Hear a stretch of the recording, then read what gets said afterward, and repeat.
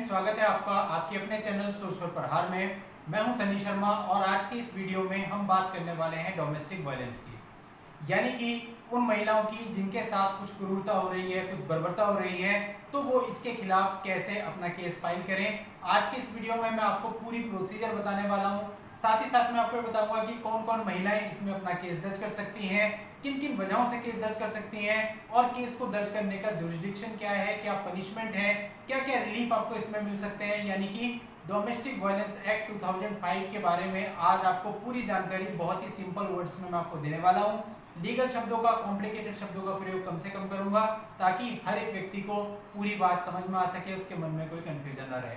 तो आपसे कहना चाहूंगा कि पूरी जानकारी के लिए बने रहिएगा इस वीडियो में, स्टार्टिंग से एंड तक इसे पूरा जरूर देखिएगा। फिर भी कोई कंफ्यूजन हो तो आप मुझसे कमेंट सेक्शन में पूछ सकते हैं। मेरी पूरी कोशिश रहेगी कि आपका डाउट वहां पर दूर कर दिया जाए। तो चलिए स्टार्ट करते हैं।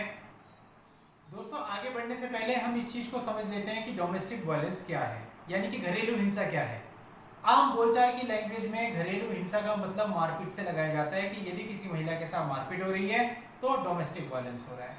पर ऐसा नहीं है, इसमें मारपीट के अलावा भी बहुत सारी चीजें शामिल होती हैं।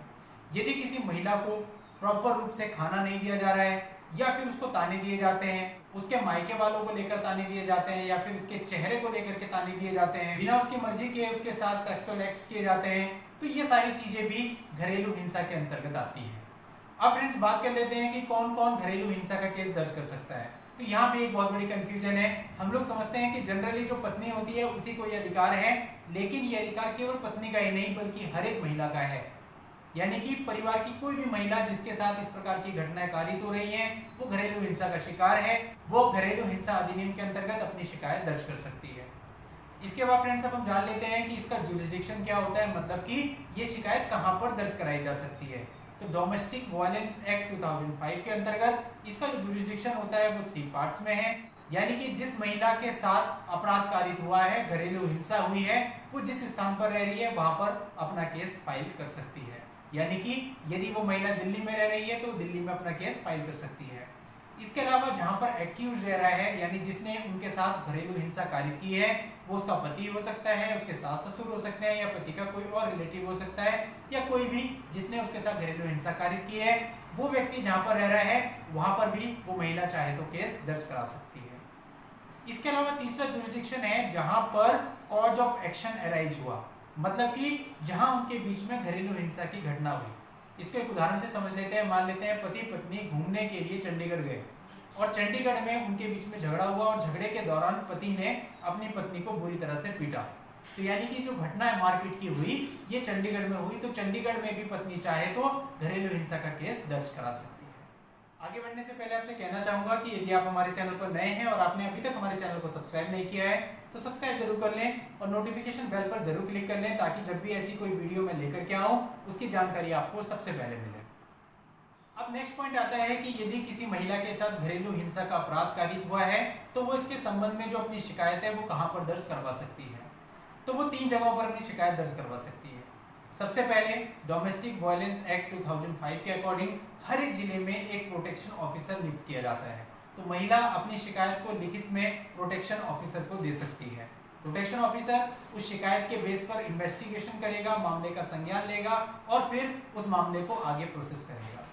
दूसरा, यदि महिला चाहे तो वो प्रोटेक्शन ऑफिसर के पास न जाकर डायरेक्टली मजिस्ट्रेट को शिकायत दे सकती है, कोर्ट में अपनी शिकायत दर्ज करा सकती है।